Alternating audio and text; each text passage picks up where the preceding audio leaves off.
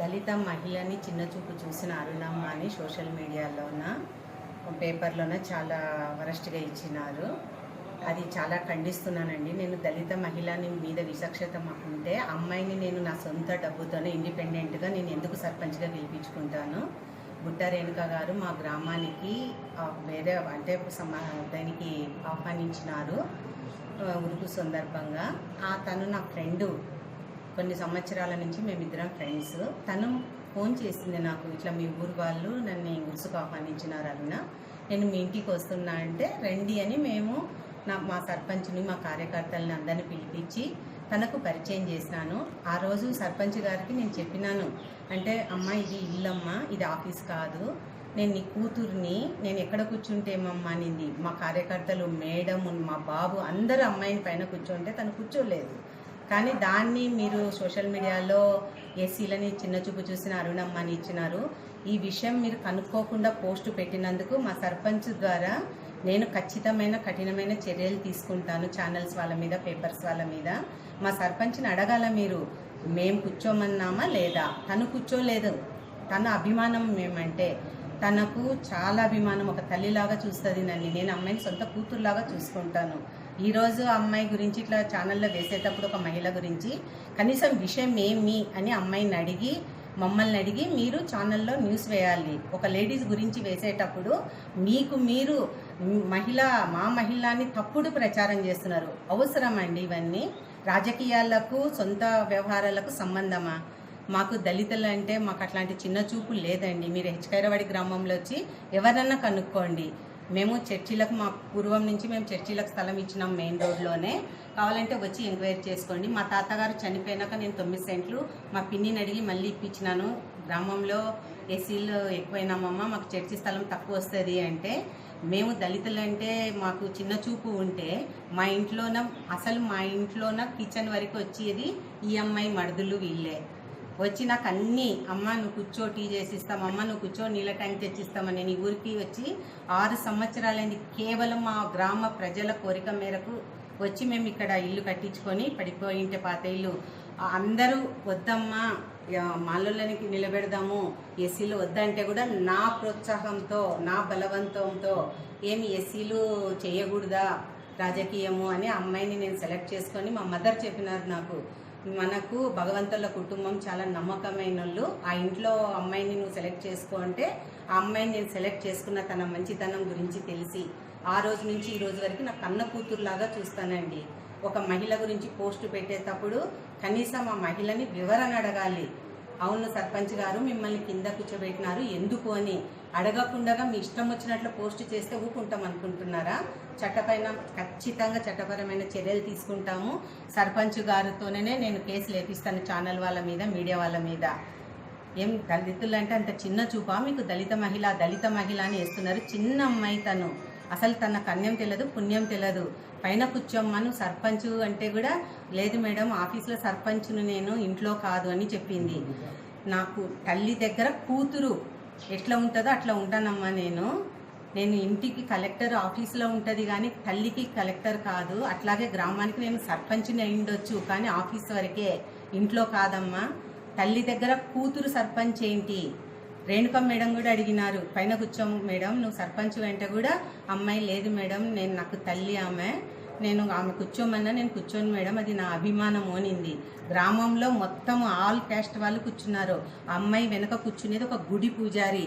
మాకు caste feelings ఉంటే మా గ్రామంలో కానీ, నాకు కానీ, మా పబ్లిక్ కానీ ఉంటే మేమందరం తల్లుల పిల్లల్లాగా ఒకే చోట ఎందుకు కూర్చుంటాము? మేడం వచ్చినందుకు మాత్రం నేను పైన కూర్చుంటాను. మా గ్రామంలో వచ్చి మా ఇంట్లో సీసీ ఫుటేజెస్ ఉంటాయి చూడండి. ఏ పంచాయతీలు జరిగినా ఏ మీటింగ్లు జరిగినా మేము అందరం కింద కూర్చొనే మేము చేసుకుంటాం తప్ప పైన కూర్చొని నేను ఎప్పుడు మా గ్రామ సర్పంచ్ నేను బుట్టారేణుక మేడం వచ్చిన రోజు మేము అభిమానంతో ఇంట్లోకి పిలుచుకున్నాము. వాళ్ళు పైన కూర్చోమన్నారు కానీ నేను అభిమానంతో కింద కూర్చున్నా. రెడ్డమ్మ కానీ మేడం కానీ పైన కూర్చోమన్నది కానీ నేను కింద కూర్చున్నా. ఇది కింద కూర్చున్నందుకు ఇంత వైరల్ చేశారు. వాట్సాప్లో కానీ పేపర్లో కానీ ఇలాంటివి ఇంకోసారి చేయకూడదని ఖండిస్తున్నాము. కూర్చోమని అడిగినారు, చెప్పింది కూర్చోమని చెప్పింది. బుట్టారేణుక మేడం కూడా కూర్చోమ్మ సర్పంచ్ కదా అంటే నేను అభిమానంతో ఇల్లే కదమ్మా ఇది ఆఫీస్ కాదు కదా అని కింద కూర్చున్నా. అందరితో పాటు చేసినారు, టీడీపీ వాళ్ళు చేసినారు. తెలుగుదేశం పార్టీ వాళ్ళు. నా పేరు డాక్టర్ మల్లెలాల్ రాజు, ఆల్ ఇండియా క్రిస్టియన్ కౌన్సిల్ రాష్ట్ర కార్యదర్శి. ఇటీవల హెచ్కాయిరవాడలో వైరల్ అయినటువంటి విషయము, దాన్ని బట్టి మేము ఇక్కడ రావడం జరిగింది. సర్పంచు ఆమె ఇండిపెండెంట్ సర్పంచు, ఆమె దళిత మహిళ అని చెప్పేసి ఆమెను కింద కూర్చోబెట్టి విచక్షణ మర్చినారు వీళ్ళు. బుట్టారేణుకమ్మ గారు, అరుణమ్మ గారు అని చాలా సోషల్ మీడియాలో చాలా రాంగ్గా వెళ్తుంది. ఇక్కడ ఈ సర్పంచ్ గారిని ఎవరు కింద కూర్చోబెట్టని ఎవరు చెప్పలేదు. కానీ ఆ రోజు ఈ బుట్టారేణుకమ్మ గారు ఈ ప్రాంతానికి వచ్చిన మూలంగా అరుణమ్మ గారి ఆహ్వానం మేరకు ఇంటికి ఆహ్వానించడం జరిగింది. ఇంటికి వచ్చినప్పుడు బుట్టారేణమ్మ గారికి అందరూ పరిచయం చేయడం జరిగింది. గతంలో కూడా ఈ ఇల్లు చాలా పెద్ద ఇల్లు. ఈ ఇల్లు ఎట్లాంటి ఇల్లు అంటే వీళ్ళ అరుణమ్మ గారి తాతగారి నుంచి అందరికి సహకరించిన ఇల్లు ఇది. ఇంట్లో ఎవరు వచ్చినా కానీ, ఏ కులస్తులు వచ్చినా కానీ, ఎవరు వచ్చినా కానీ అందరూ ఒక తల్లి పిల్లల కింద కూర్చుంటారు. అరుణమ్మ గారు కూడా కింద కూర్చుంటారు. ఎప్పుడు వచ్చినా కానీ అరుణమ్మ గారి పెద్దలని కానీ కిందే కూర్చుంటారు. అది ఒక ఈ ఊరిలో ఒక అనుకూలమైన వాతావరణం. ఇప్పుడు ఆ రోజు కూర్చున్న దళితమైన ఒక్కతే కూర్చోలేదు.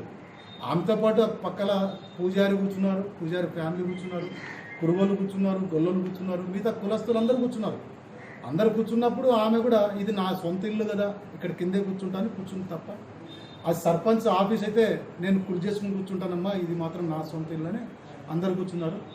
ఏమంటే ఆ రోజు బుట్టారేణుకమ్మ గారు వచ్చారని బుట్టారేణుకమ్మ గౌరవంతో ఆమె కూర్చోబెట్టేందుకు అరుణమ్మ గారు పైన కూర్చున్నారు. కానీ ఆడ బుట్టారేణుకమ్మ లేకుంటే అరుణమ్మ కూడా అందరితో పాటు సమానంగా కింద కూర్చున్నటువంటి నైజం అది.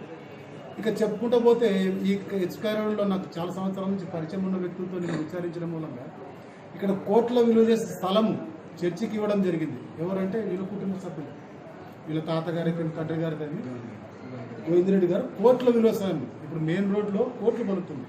అలాంటి స్థలాన్ని ఫ్రీగా ఇచ్చారు. తర్వాత అరుణమ్మ గారు కూడా తన ఆలోచన విధంగా ఇంకా జనాలు పెరుగుతున్నారు, క్రైస్తవులు పెరుగుతున్నారని ఇంకా 9 సెంట్ల స్థలం కూడా ఎక్కువ అమ్మగారు కూడా ఇప్పడం జరిగింది.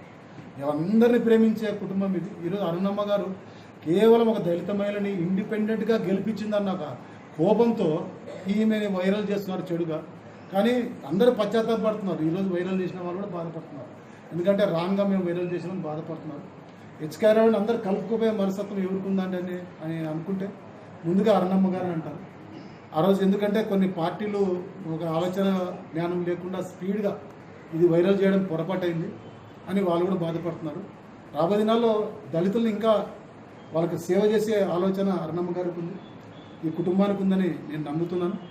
ఆ సర్పంచ్ గారిని కూడా నేను విచారించడం మూలంగా సర్పంచ్ గారు కూడా మా అమ్మ సార్ ఆమె నాకు ఒక కూలికి తిరిగేదాన్ని, నేను నా ఇంట్లో సొంత ఇంట్లోనే నేను అంత ఉండను, కానీ ఈ ఇంట్లో వంట రూమ్లో పోయేసి ఏం వంట చేసుకొని అరుణమ్మకైతే మీ గ్రామ ప్రజలు నేను సహకరిస్తాను. నన్ను లక్షలు ఖర్చు పెట్టి నన్ను సర్పంచ్గా గెలిచింది, అది ఇండిపెండెంట్గా. అలాంటి గుణమున్న తల్లి ఆమెను ఇంత బాధ పెడుతున్నారు ఈ వైరల్ చేసి న్యూస్ వాళ్ళు అని చాలా వేదన పడుతుంది. దయచేసి ఈరోజుతో ఆపేయండి వైరల్ చేసే వాళ్ళందరూ. అరుణమ్మ గారైతేనేమి, బుట్టారేణుకమ్మ గారైతేనేమి ఎటువంటి విచక్షణ జ్ఞానం లేదని అనుకోద్దండి. వాళ్ళకి సర్పంచ్ గారంటే గౌరవం. వారిద్దరూ సర్పంచ్కి రాబోయే ఇంకా విలువైన ప్రాంతంగా ఈ ప్రాంతం తయారు చేయగలని నమ్ముతున్నాను. Thanks for